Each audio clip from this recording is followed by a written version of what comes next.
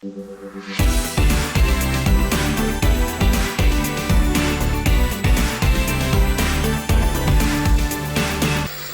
episode of Flesh and Blood Snack. My name is Flake. This is always brought to you by Realm Gaming out there in Ohio, and you want to go check out their Fall Brawl, which has been upgraded to a battle-hardened. So check them out. Go to realmgamingnetwork.com. Check out the Fall Brawl. Get your tickets. I will be there. More about Realm Gaming after the fact, because I've got Craig Krempels with me, caster extraordinaire, Pro Tour player extraordinaire, Nationals crazy Earthlore bounty craziness extraordinaire. I'm running out of extraordinaires, Craig, so on to you. I need a wild nickname like Flake or something. Yeah, it's interesting because most people that I've cast with in Flesh and Blood do not have like a screen name. It's Tan and Grace, it's Brian Gottlieb, it's Craig Krempels. Even Stephen Cookus doesn't really go as DM Armada on the broadcast. So for me, it's fascinating because I'm just Flake. So one syllable. You get to be the superhero of the group, right? Well, true. But my secret identity is one that I don't think it's like, it's all right. It's like when I tell people, like, are you sure you want to put your password out there? Someone might steal your identity. Go for it. It comes with all kinds of luggage. By all means. It's yours now. Definitely. It's like when people say, like, why don't you lock your car? I say I just park next to a nicer car. That is my anti-theft system. We're playing the stack with Mr. Craig Krempels. And Craig, I'm going to send you 9 statements. And you're going to tell me, you're going to say, Flake, that resolves. Cool selection for the karaoke. Or it fizzles, as in, Flake, what the hell are you doing? We're going to hammer that skip song button. North America will get shut out of the top 8 at Worlds. Oh, absolutely not. We've had 2 Pro Tours. There is a lot of variance in the game. I think that we've seen a lot of the North American players finish right near the top, but it's always the difference. It's a couple tiebreaker points. It's 1 win, and that makes all the difference in these big tournaments. So I gotta say, there's so much talent in North America. There's so many good players. I just can't imagine that they would be shut out. Banning Pulse of Isenloft is the correct decision. That resolves. I love this ban. I think it's so interesting because you're banning literally a singleton card from a deck. You're saying, hey, the format is great right now, but we need just the slightest nudge. How do we get there? And they picked a singleton, a one-of in a deck. I just think it's kind of a brilliant ban because it is a very powerful card. I think it actually does end up affecting Oldhim a good bit, but it's only 1 card in the deck. Yeah, say goodbye to those solo dual fuses on the Oakenold, I guess. It's going to take a little bit of extra work to get that done. And much like when LSS banned Autumn's Touch, which really was on nobody's radar, and the work that getting rid of that card did, another fascinating out of left field ban. So I like it. I think you're spot on here. All right, this one is a courtesy of the mind of someone like Austin Yost, who says Fyendel Spring Tunic will get banned or restricted by the end of 2023. I think that fizzles. I think the Tunic it's very powerful, but it is right in that sweet spot where it's doing just exactly what you want it to do. It provides you a resource on the opponent's turn if you need it, without costing you a card, so that it's got that versatility. But also, I don't think it's to the point where this card is unfair. I think there's other cards in the format which, as the card pool grows, they'll become more and more unfair. And I don't think Tunic is one of those cards. Yeah, Austin usually has very balanced and measured tweets, and most of them are hilarious. And this one for him has caught a lot of flack. I say a lot, a relative decent amount by his standards, but it's an interesting take for sure. All right, this one you have to agree on this one. I think this is a softball for you. The 90s are the best decade for music. That's so funny. Yeah, so this resolves. My wife and I just went to a 90s cover band concert over the weekend. Like all of the classic pop rock songs, just screaming for the whole night, jumping around. So yeah, the 90s were great.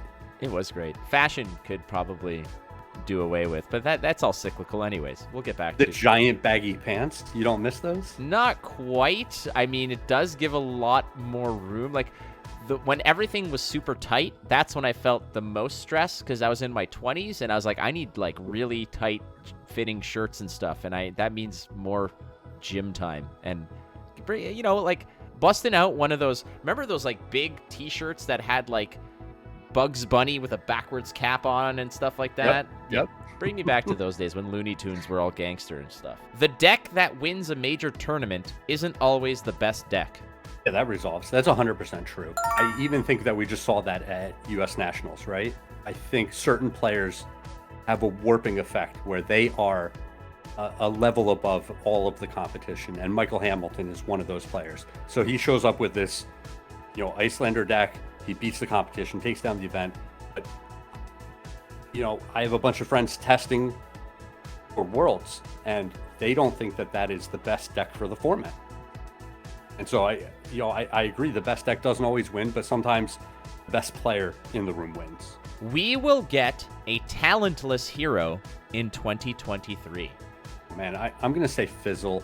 I think there's still so much unexplored space. They just have to keep exploring it, right? Like they're really taking their time and massaging out all of these different areas of the lore book that we haven't even traveled down yet. So it just seems like it would be a big step back to not have heroes with talents in one of the sets. On the 2023 prognostication train, which we're well seated in, I'm going to say gold foil heroes will be awarded in 2023. Sure, that can resolve. I honestly, I don't have a strong opinion one way or the other there, but I think that would be awesome, right? The game has done such a good job. LSS has done a great job of giving us these chase cards that are just so much cooler than the other cards, and that would be one of them. So I sent you this in advance. I like doing this. This is one of my favorite aspects of doing the stack. We've gone through probably about like 8 or 9 heroes by now, but I'm going to throw you this one. Lena Headey as Azalea is good casting. I'm going to fizzle that, and I'll tell you why. Like, Azalea is just... It's been too bland of a hero so far, right? That's my take. Like, you're not using her full range. Like, to me, Azalea is not this wicked, conniving, like, crafty hero that we've seen Lena Headey take on as a character in Game of Thrones. I see her taking on that role. She would be one of the draconic royalties, maybe. All right, here's a curveball for you. This is absolutely 100% an audible on my side. The initial name that I had associated with this before I was like, I don't feel it, was Bryce Dallas Howard as Azalea. You'd have to give her a little bit of the haircut and stuff going on, but that was my initial thought.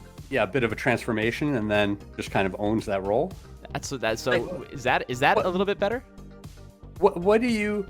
I'll turn this around on you just a little bit. Like, sure. If you're casting Azalea, what are the characteristics of Azalea that somebody needs to embody?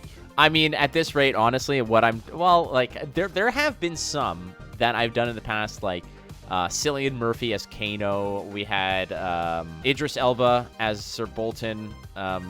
Jason Momoa as Rhinar. We had a whole bunch of them, and a lot of it was merely because roles that they've played in the past have felt like the hero that they're trying to portray.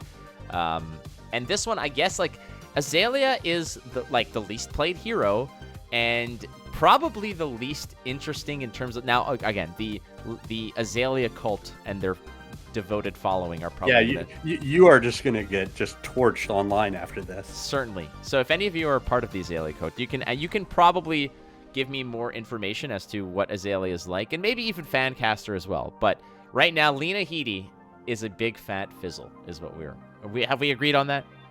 Yeah, I think so. All right, last one, Craig. You are well versed in the realm of magic and magicians, wizards, as it were. Yes, I am. Flesh and Blood needs a counterspell. No, I think that fizzles. I think I wouldn't mind it if it existed, but also it just kind of plays into like very much what other card games have always done. Why does Flesh and Blood have to be so much similar to some of the other card games that are out there?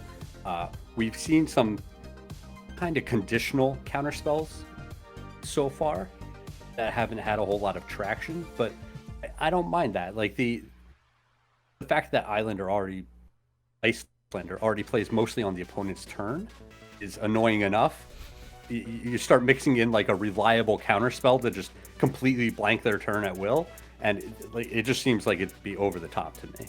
I can see it as a new hero's one of legendary specialization. Like you have a solo, and it might cost like 4, but it would say something like immediately discard an opponent's just presented attack action, instant or non-attack action. And I think that would be actually kind of cool. Like none of the effects go through. It's as if it never existed. I think that a one of like that, even like kind of like an Arclight Sentinel to that degree, it could even cost 6. But I think that that would be a fascinating element to a hero, just sort of to have it in their back pocket. Yeah, I mean, I can see some design space there that they could explore and try to be kind of creative with. I don't know if you're familiar with the old WoW TCG, the World of Warcraft card game. Ooh. So all the heroes had an ability on the front, and when you used it, you flipped it, and then there was nothing on the back, or some of them had another ability on the back.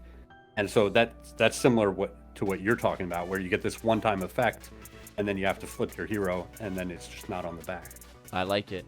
I like it. Craig, your insights are always lovely, and I miss you, buddy. We got to get together at some point. You'll be at Worlds, I imagine?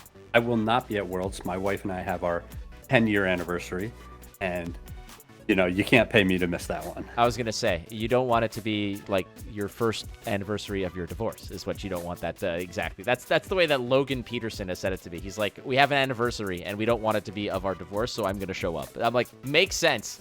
Makes sense. My man, I do appreciate you so much. And for all those who want more Craig Krempels, where can we get more Craig Krempels? You don't, really. I'm on Twitter, Craig.Krempels. But I tweet once a month, so I think I said this last time I was on your show. I'm almost the perfect follow, because if you like my stuff, it's just this rare treat that pops up from time to time.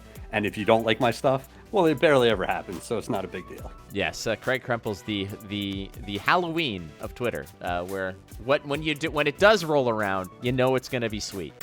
The Snack is brought to you by Realm Gaming in Mansfield, Ohio, a wonderful place to get your flesh and blood fix, but not just that, they also specialize in Magic the Gathering and Pokemon. So if that's where you need to be to get your card fix, that's the place you want to go. RealmGamingNetwork.com. Keith and Jacob, who run the place, are developing a wonderful community of fun and inclusivity. They are also the ones who put on that magnificent 10K out in Ohio.